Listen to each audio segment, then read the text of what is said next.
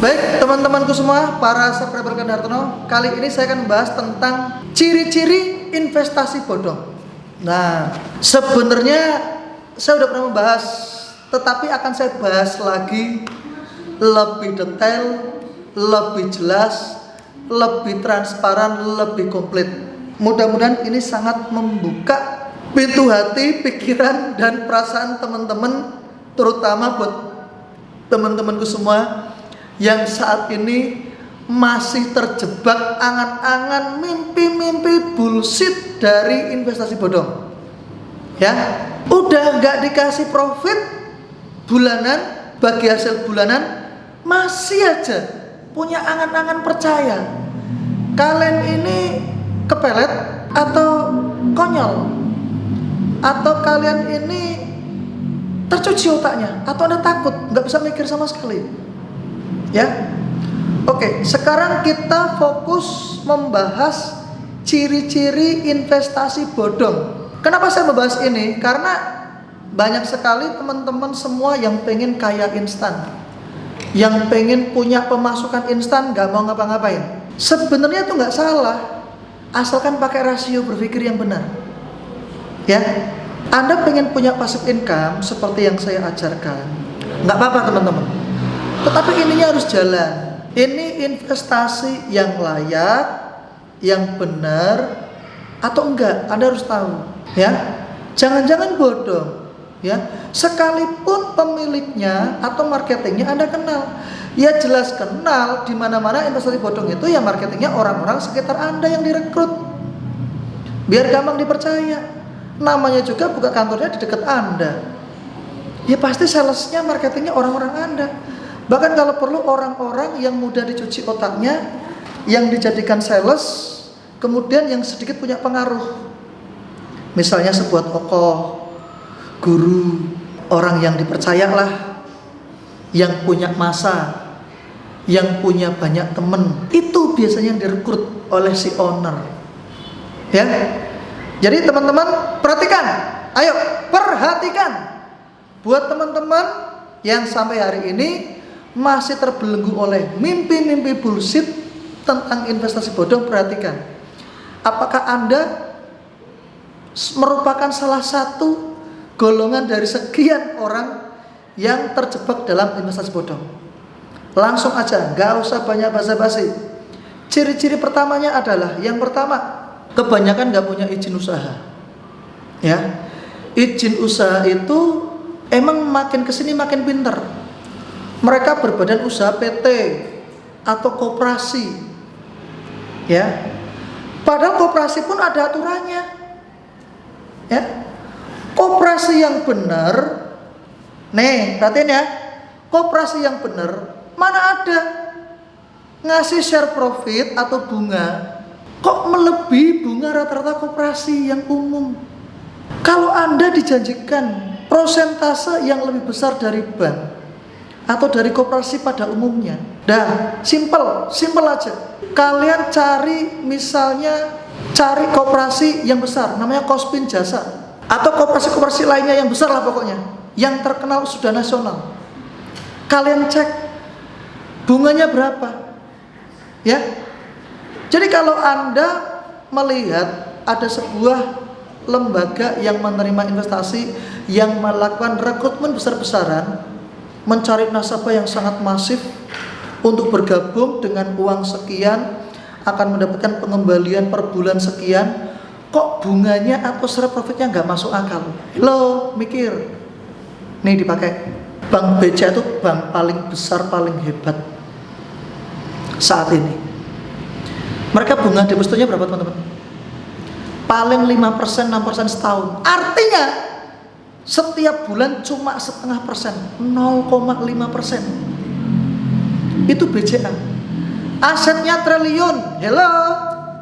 Itu lembaga yang menerima investasi kalian di rumah-rumah dekat kalian, di kampung kalian. Itu punya aset berapa miliar.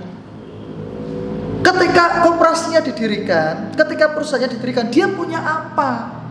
Apakah dia udah kaya? Yang udah kaya aja bisa bodong, apalagi yang masih miskin, mohon maaf. Kalau udah nggak masuk akal dari awal, dari segi bagi hasilnya udah nggak masuk akal, itu Anda udah perlu curiga. Jangan malah tergoda gara-gara nasabah awal yang udah setor dapat pengembalian waktu itu bahkan sudah BEP, bahkan udah untung. Itu hanya pemanis. Itu untuk menggait investor berikutnya. Paham teman-teman? Ya. Lihatlah siapa yang punya perusahaan. Apakah yang punya perusahaan itu sekolahnya tinggi? Paling cuma S1 seperti saya. Itu loh. Apakah dia sudah kaya raya? Belum punya aset seberapa, udah sosokan membuka investasi. Itu Anda mikir, kalau saya pengen seperti itu, udah saya lakukan di kampung saya. Pasti kalau kampung saya, gak mungkin gak percaya sama saya. Percaya, bener gak? Halo, yang merasa satu asal dengan saya kampungnya, lihat tatap mata saya. Kira-kira kalau saya membuka investasi di kampung saya, percaya gak sama saya? Ayo, percaya gak? Percaya kan? Itu gak saya lakukan teman-teman. Karena saya gak mungkin mau menipu kalian. Saya gak mungkin melakukan pembodohan massal, menghancurkan nama baik saya. Ingat ya, ayo perhatikan. Buat teman-teman yang sudah terlanjur terbelenggu, terperosok pada sebuah investasi yang saya sebutkan ciri-cirinya ini, silakan. Ayo buktikan. Nangis. Itu ciri-ciri yang pertama. Nggak ada izin. Kalau ada izin, izinnya nggak masuk akal. Izinnya koperasi, tapi kok berani menerima nasabah dengan pengembalian profit atau bunga lebih besar dari bunga koperasi pada umumnya. 4% per bulan. Per tahun 48%. Masuk akalnya di mana? Hello, logika. BCA yang sudah isinya orang-orang kaya, orang-orang hebat, nggak berani memiliki kemampuan mengembalikan bunga seperti itu, sebesar itu. Dipakai teman-teman. Sekarang macet kan? Ayo. Hello. Macet ya? Nah, itu rasain loh. Ya, rasain. Kan saya udah bilang di konten sebelumnya. Ini saya bahas lagi nih. Mulai sekarang hati-hati. Investasi saham, investasi properti, perkebunan, macam-macam yang menjanjikan profit gak masuk akal, itu hati-hati. Ya, itu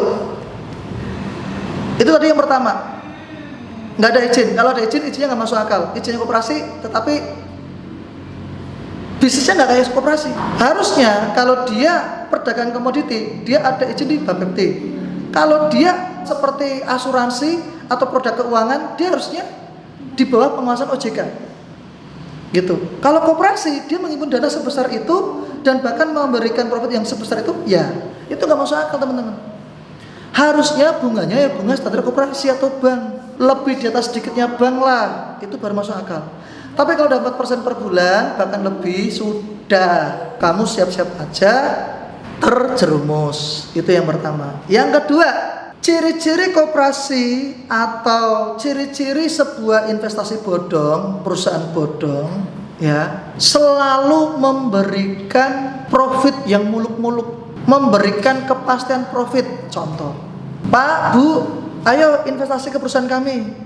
Bapak Ibu, kalau investasi tempat kami pasti untung, 100% pasti untung, gak akan rugi. Kalau ada orang mengatakan pasti untung, gak bakal rugi, gak pernah menceritakan resiko, hanya yang manis-manis doang, kayak nembak pacaran gitu ya, kayak ngajak kalian nikah gitu ya, atau ngajak kalian pacaran, sudah, itu sangat dipastikan bahwa itu bodong. Usaha sehebat apapun seperti BCA, BRI, Mandiri, Unilever, Garuda, semuanya menerima investor, semuanya menerima nasabah, ya, minimal sahamnya, minimal produk depositonya. Apakah mereka memberikan kepastian? Mereka menjanjikan bunga sekian, tapi faktor risikonya juga dikasih tahu. Bahkan bunga yang dijanjikan itu pun juga kecil, bukan besar. Dan dia juga memberikan faktor risikonya, disampaikan. Kalau beli saham BCA, beli saham Unilever, itu ada risikonya, bisa turun. Masa perusahaan baru kemarin sore, orangnya juga baru kemarin sore, ya kan? Masa menjanjikan profit yang lebih besar dari BCA, Nggak mungkin teman-teman. Ya, ingat itu. Mohon maaf ya, saya agak sarkas ini, agak keras. Karena gemes menasihati teman-teman sendiri, orang-orang yang saya kenal dari asal kampung saya, mungkin angkatan saya juga. Ya, Anda sangat susah. Tolong. Jangan menjadi orang bebal. Orang bebal itu sulit kaya, sulit sukses, sulit maju. Orang bebal itu nggak banyak tahu, minim pengetahuan, dikasih tahu ngeyel, itu bebal. Ya, kalau ada sekali lagi perusahaan dengan ciri-ciri kedua menjanjikan kepastian keuntungan yang pasti untung pokoknya, itu jelas ciri-ciri investasi bodong. Tidak ada usaha sehebat apapun yang tidak punya faktor risiko. Tidak ada usaha yang nggak bisa bangkrut. Semuanya punya potensi bangkrut. Itu, ya, itu ciri-ciri yang kedua. Ciri-ciri yang ketiga, asetnya nggak jelas, ya, kepemilikan asetnya nggak jelas, ya. Paling hanya klaim sepihak, saya punya kantor di sini, saya punya kebun di sini, saya punya bla bla bla di sini. Coba kalian cek, belum tentu itu ada. Kalaupun ada, bisa jatuh uang dari pengumpulan investor tersebut, ya. Asetnya nggak jelas, hanya klaim-klaim sepihak biar kelihatan punya usaha. Itu. Yang keempat, usahanya yang dijalankan juga nggak jelas. Kalau ditanya, di cross check, bahkan kalau perlu di cross check oleh akuntan publik, diaudit oleh ahli keuangan, ya, atau oleh ahli akuntan, dia bingung, menghindar terus, ya, usahanya nggak jelas. Itu karena emang nggak jelas, emang niatnya penipuan, niatnya bodoh, gitu, ya. Jadi sekali lagi teman-teman hati-hati ya, rata-rata investasi bodong itu skemanya Ponzi. Nah, tahu nggak skema Ponzi? Tak kasih tahu. Skema Ponzi adalah keuntungan atau profit yang diberikan ke investor adalah uang investor itu sendiri. Ini berhubungan dengan ciri-ciri yang terakhir, yang kelima, bahwa investasi bodong itu adalah dia keberlangsungan usahanya atau keberlangsungan investasinya, jalannya perusahaan tersebut itu sangat bergantung dengan rekrutmen investor. Jadi kalau ada investor yang masuk, baik yang lama maupun yang baru, kalau yang baru menambah investasi lagi, kalau yang baru ya dia datang sebagai investor baru, dia akan hidup. Itu ciri-ciri Ponzi, teman-teman. Ponzi itu sekali lagi, perusahaan akan kelihatan jalan, kelihatan masih bisa mengembalikan uang para nasabah karena ada investor baru. Karena uang dari investor baru atau investor lama yang masuk baru lagi, uang baru lagi, itulah yang dipakai untuk membayarkan profit Anda. Paham nggak? Misal saya, Pak Dwi, saya masuk 1 miliar, per bulan dijanjikan 5% misalnya. Berarti berapa? 50 juta. Uang 50 juta per bulan yang dikasih ke saya itu adalah uang saya sendiri. Ketika uang saya sudah habis, dia harus mencari investor lain. Investor lain itu uang masuk baru dikasih ke saya lagi. Dan si investor tersebut, makanya skema Ponzi ini jelas niatnya adalah bodong alias bohong. Coba ayo, yang saya tengerai sebagai investasi bodong, coba Anda berhenti setahun saja, enggak banyak-banyak, setahun Anda berhenti tidak menerima investor baru, atau Anda tidak menerima investasi dana baru dari investor lama Anda. Bisa hidup nggak kamu? Bisa jalan nggak? Bisa nggak kamu ngasih pengembalian uang dari para investor lama kamu? Nggak bakal bisa. Habis sudah. Karena yaitu rata-rata investasi bodong itu skemanya Ponzi. Profit yang Anda terima adalah uang Anda sendiri atau uang investor lain. Dah paham? Itu skema Ponzi, teman-teman. Hello, rasionya dibuka. Oke, cukup ya. Ini 5 ciri investasi bodong sudah saya kupas sama teman-teman. Saya harap tidak ada lagi di kampung halaman saya ada lagi yang namanya investasi bodong. Kalau Anda mendapatkan iming-iming yang muluk-muluk seperti ini, tanya sama saya. Tanya ke medsos saya. Baik, buat teman-teman semua, terutama teman-teman yang satu asal dengan saya, sekampung dengan saya, dan teman-teman dimanapun Anda berada pada umumnya, Jika teman-teman melihat ciri-ciri perusahaan atau koperasi atau PT atau badan usaha apapun yang dia mencari investor dengan cara masif dan memiliki ciri-ciri 5 hal yang saya sebutkan tadi, tolong benar-benar berani menolak, karena saya pastikan itu pasti investasi bodong ya. Daripada uang Anda hilang nggak jelas kemanfaatannya, lebih baik Anda belikan saham atau Anda tabung atau Anda buat usaha saja ya. Itu, semoga konten ini bermanfaat buat teman-teman untuk menghindari investasi bodong. Salam sukses dari Glenn Hartono.